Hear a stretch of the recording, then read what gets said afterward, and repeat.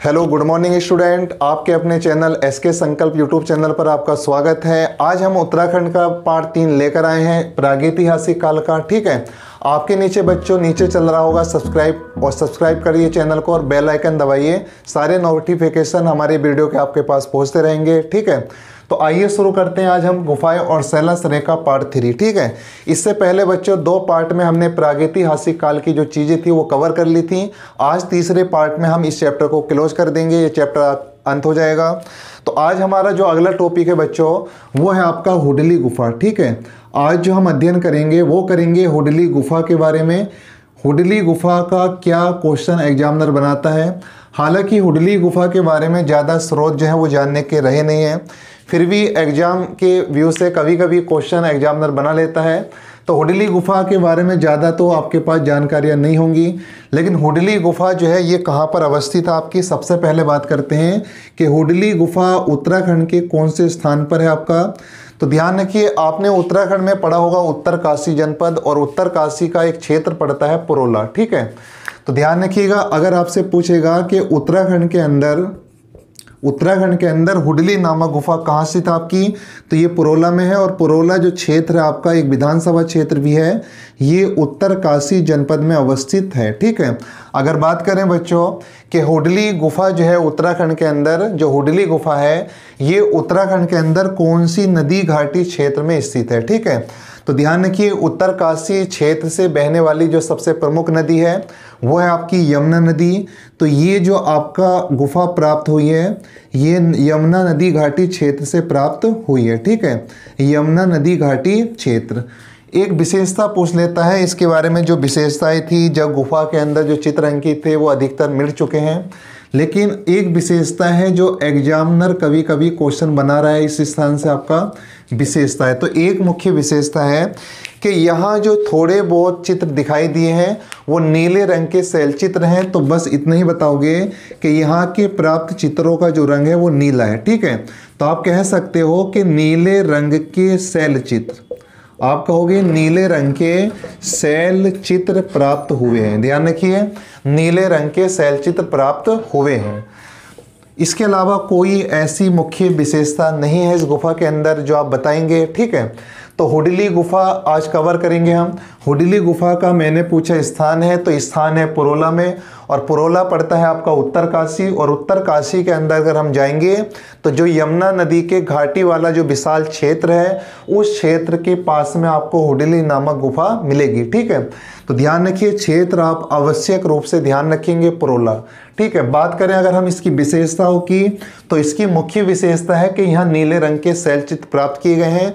मतलब ये हुआ कि हुडली से जितने भी चित्र मिले हैं दीवारों पर अंकित हुए प्रागैतिहासिक काल के, उन चित्रों का जो रंग है वो नीले रंग का है। तो इसलिए हम इसको शॉर्ट फॉर्म में बोल सकते हैं कि हुडली गुफा से नीले रंग के शैल चित्र प्राप्त हुए हैं। ठीक है, तो यहाँ इतनी ही विशेषता है, इसके अलावा कोई विशेषता यहाँ नहीं है। जो चित्र थे वो अधिकतर मिट चुके हैं, और कुछ चित्र जो बचे हुए दिखाई दिए हैं उनका रंग नीले रंग का है। ठीक है, तो बच्चों इसके बाद हम अगला देखेंगे, इसके बाद दूसरी अन्य महत्वपूर्ण गुफा कौन सी है। ठीक है, साथ में नोट करते चलिएगा। अगली महत्वपूर्ण गुफा है बच्चों फल सीमा। ठीक है, फल सीमा एक स्थान पड़ता है आपका। तो फल सीमा में जो गुफा या शैलाश्रय प्राप्त हुआ है वो एक छोटा सा स्थान है आपका। वो कौन से स्थान पर है या उसकी प्रमुख विशेषता क्या है, तो आप लोग हेडिंग डालिएगा साथ में फल सीमा। ठीक है, फल सीमा। फल सीमा की बात करें बच्चों तो सबसे पहले बात आती है कि उत्तराखंड के अंदर फल सीमा नामक स्थान है कहाँ पर।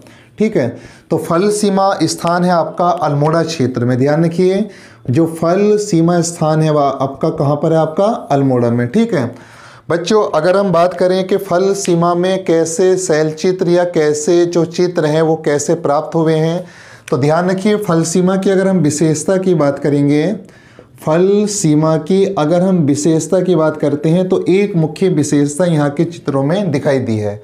तो वो विशेषता क्या है जो फल सीमा के चित्रों में हमें दिखाई दी है। ठीक है, तो देखिए, फल सीमा नाम आपने सुना भी होगा। उत्तराखंड के अंदर जो कटारमल का सूर्य मंदिर है वो भी आपका फल सीमा क्षेत्र में आता है, और फल सीमा जो है आपका वो अल्मोड़ा जनपद में है। ठीक है, लेकिन हम यहाँ जो बात कर रहे हैं बच्चों वो गुफाओं से संबंधित कर रहे हैं, तो देखते हैं गुफा से संबंधित क्या चीज़ें यहाँ पर हैं। ठीक है, तो ध्यान रखिए इस स्थान पर जो है आपको योग मुद्रा में, ठीक है, योग आप जानते होंगे बाबा रामदेव, ठीक है, तो योग मुद्रा में जो आज बहुत प्रचलित भी है पूरे विश्व में, योग मुद्रा में वे नृत्य करती मानव आकृतियां, योग मुद्रा में वे नृत्य करती मानव आकृतियां, ध्यान रखिए नृत्य करती मानव आकृतियां। ठीक है, तो अगर आपसे कभी एग्जाम में पूछता है कि उत्तराखंड का वो कौन सा शैलाश्रय है या कौन सी गुफा है जहाँ से मानव आकृतियाँ जो है वो योग मुद्रा में और नृत्य करती हुई दीवारों पर दिखाई गई हैं, तो आप बताएंगे वो स्थान है आपका फलसीमा, और फलसीमा नामक स्थान कहाँ स्थित हुआ आपका अल्मोड़ा में। ठीक है बच्चों, अब इसके बाद हम अन्य महत्वपूर्ण गुफा की ओर चलते हैं कि अन्य महत्वपूर्ण गुफा कौन सी होती है। ठीक है, तो आपको पता चला होगा फलसीमा जो है आपका अल्मोड़ा क्षेत्र में है, विशेषता है योग मुद्रा में वह नृत्य करती मानव आकृतियां इस स्थान से प्राप्त हुई हैं। ठीक है, इसके बाद हम देखेंगे चमोली क्षेत्र की एक मुख्य गुफा है जो बहुत प्रसिद्ध रही है। इसके बाद गुफा है बच्चों मलारी गांव। ठीक है, मलारी गांव, तो मलारी गांव की विशेषता देखते हैं कि मलारी गांव की विशेषता क्या है, मलारी गांव से जो गुफा प्राप्त हुई है वहाँ क्या क्या विशेषताएं हैं। ठीक है, मलारी गांव शैलाश्रय के बारे में जानते हैं। तो देखिए बच्चों, सबसे पहला क्वेश्चन आता है कि उत्तराखंड में जो मलारी गांव है ये है कहाँ पर। ठीक है, सबसे पहला क्वेश्चन बनता है बच्चों कि मलारी गांव का स्थान बताइए कि मलारी गांव है कहाँ पर। ठीक है, तो मलारी गांव की अगर हम बात करें तो मलारी गांव है आपका चमोली में। ठीक है, मलारी गांव पड़ता है आपका चमोली में, और ध्यान रखिएगा चमोली में जो तिब्बत से लगा हुआ क्षेत्र है, ठीक है, तिब्बत से लगा हुआ जो क्षेत्र है, तिब्बत के समीपवर्ती आप बोल सकते हैं, तिब्बत के समीपवर्ती। ठीक है, तो मलारी गांव आपका है चमोली में, और चमोली की सीमा आप जानते होंगे चीन से मिलती है, चीन का वह क्षेत्र जो तिब्बत है, तो आप बता सकते हैं कि तिब्बत के समीपवर्ती जो क्षेत्र है चमोली जिले का, उस क्षेत्र में आपका मलारी गांव स्थित है। और मलारी गांव के अंदर जो सबसे पहले खोज हुई थी वो किस वर्ष हुई थी। अगर बच्चों में खोज की बात अगर करता हूं तो खोज की बात इसमें अक्सर एग्जामों में थोड़ा कन्फ्यूजन रहता है बच्चों को। खोज बच्चों सबसे पहले जो हुई थी वो यहाँ 1956 में हुई थी। ठीक है, खोज जो हुई थी बच्चों सबसे पहले 1956 में हुई थी, और इसको खोजने का जो श्रेय है आपका वो शिव प्रसाद डबराल को जाता है, शिव प्रसाद डबराल। ध्यान रखिए मलारी गांव में शैलाश्रय या गुफा जो सबसे पहले खोजी गई थी वो शिव प्रसाद डबराल के द्वारा खोजी गई थी वर्ष 1956 में। अगर बात करें बच्चों इसके बाद भी समय समय पर विभिन्न पुरातत्वविदों ने या कुछ विश्वविद्यालय ने जो था इस स्थान पर जाकर खुदाई का कार्य आरंभ रखा, और यहाँ जो भी अन्य स्थान थी, गुफाएं थी, शैलाश्रय थे, उनका खोज का कार्य भी आरंभ रखा। ठीक है, तो इसी कड़ी में एक महत्वपूर्ण क्वेश्चन बनता है कि वर्ष 2002 में, ध्यान रखिए वर्ष 2002 में जो आपका गढ़वाल विश्वविद्यालय है, ध्यान रखिए 2002 में जो आपका गढ़वाल विश्वविद्यालय है, तो गढ़वाल विश्वविद्यालय का जो इतिहास परिसर है, ठीक है, गढ़वाल विश्वविद्यालय का जो इतिहास परिसर है उसने यहाँ खुदाई का कार्य किया था, लेकिन खुदाई के साथ साथ उसने इस मलारी गांव में स्थित शैलाश्रय के चित्रों का पता भी लगाया था। ठीक है, तो 2002 में गढ़वाल विश्वविद्यालय का जो इतिहास परिसर है, ठीक है, जो इतिहास परिसर है आपका, इतिहास परिसर, इसने खोज की थी मलारी गांव के अंदर। ठीक है, तो यहाँ दो फैक्ट्स आपके बनते हैं, दो इंपॉर्टेंट तथ्य बनते हैं कि मलारी गांव की खोज जो थी वो सर्वप्रथम 1956 में हुई थी, और इसको प्रकाश में लाने का श्रेय, दुनिया के सामने लाने का जो श्रेय है वो शिव प्रसाद डबराल को जाता है। और 2002 में गढ़वाल विश्वविद्यालय का जो इतिहास डिपार्टमेंट था, इतिहास परिसर था, उसने इस गुफा के अंदर जाकर कुछ चित्रों की खोज की थी। ठीक है, बात करें अगर बच्चों हम विशेषताओं की कि मलारी गांव से क्या क्या प्राप्त हुआ है, इस गुफा के अंदर कैसे चित्र प्राप्त हुए हैं, या इस स्थान पर और क्या क्या चीज़ें प्राप्त हुई हैं। ठीक है, तो विशेषताओं की हम बात करते हैं बच्चों विशेषताएं, ठीक है, विशेषताएं इंपॉर्टेंट है यहाँ पर। अगर बच्चों मैं पहली इंपॉर्टेंट विशेषता की बात करता हूँ तो ध्यान रखिए, इस स्थान से जो है 5.2 किलोग्राम का, ध्यान रखिए 5.2 किलोग्राम का सोने का मुखौटा, ध्यान रखिए 5.2 किलोग्राम का सोने का मुखौटा प्राप्त हुआ है, ठीक है। तो इस स्थान से जो है 5.2 किलोग्राम का सोने का मुखौटा प्राप्त हुआ है, जो सोने का बना है, एक मुखौटे टाइप का है। और दूसरी अगर हम विशेषता की बात करेंगे तो ध्यान रखिए यहाँ से जानवरों के अंग प्राप्त हुए हैं, जानवरों के अंग प्राप्त हुए हैं। और अगर बच्चों हम तीसरी महत्वपूर्ण विशेषता की बात करेंगे तो तीसरी महत्वपूर्ण विशेषता है कि इस स्थान से बड़ी मात्रा में नर कंकाल भी प्राप्त हुए हैं, ठीक है।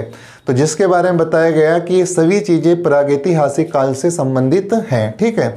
अगर बच्चों अन्य महत्वपूर्ण विशेषता की बात करें, जो चौथी महत्वपूर्ण विशेषता है तो वो ये है कि यहाँ से मिट्टी के बर्तन भी प्राप्त हुए हैं।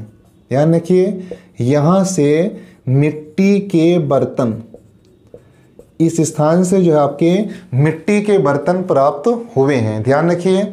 और इसके बाद अगर हम एक नोट करेंगे पॉइंट, या नोट कर कर लिख सकते हैं। अगर एक चीज़ हमें नोट करनी हो तो नोट में हम ये लिखेंगे, नोट से पहले बता दो, जो मिट्टी के बर्तन प्राप्त हुए हैं तो ये पाकिस्तान की स्वात घाटी की भांति, जो पाकिस्तान है तो पाकिस्तान के अंदर जो स्वात घाटी क्षेत्र पड़ता है आपका पंजाब क्षेत्र में, जो वर्तमान पंजाब है पाकिस्तान के अंदर, वहाँ स्वात घाटी पड़ती है। तो उस स्वात घाटी में जैसे मिट्टी के बर्तन प्राप्त हुए हैं, उसी तरह से हमारे उत्तराखंड के अंदर इस मल्लारी गांव से मिट्टी के बर्तन और अन्य चीज़ें प्राप्त हुई हैं, ठीक है। तो आप नोट कर लिखेंगे पाकिस्तान की स्वात घाटी की भांति, पाकिस्तान की स्वात घाटी की भांति, ठीक है। अगर मैं बात करूं बच्चों अन्य चीज़ें क्या प्राप्त हुई हैं तो यहाँ जो है संविधान भी प्राप्त हुए हैं, कुछ संविधान, ठीक है। आप संविधान जानते होंगे, संविधान क्या होते हैं, तो ध्यान रखिए बच्चों, यहाँ जो संविधान प्राप्त हुए हैं आपके संविधान, यहाँ संविधान प्राप्त हुए हैं आपके। संविधान की अगर बात करें तो यहाँ जो संविधान प्राप्त हुए हैं वो हैं आपके काले और भूसर, काले और भूसर रंग, ध्यान रखिए काले और भूसर रंग, काले और भूसर रंग, काले और भूसर रंग के मृदु भांड।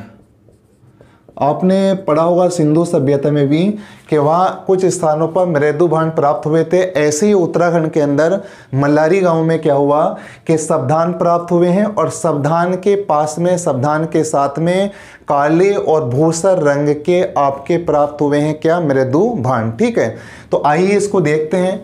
मल्लारी गांव, ठीक है, मल्लारी गांव है आपका चमोली में, तिब्बत के समीपवर्ती क्षेत्र में स्थित है। मल्लारी गांव की खोज 1956 में शिव प्रसाद डबराल ने की थी, और 2002 में गढ़वाल विश्वविद्यालय ने भी इस स्थान पर जो था खुदाई का कार्य किया था और चित्रों को भी खोजा था, ठीक है।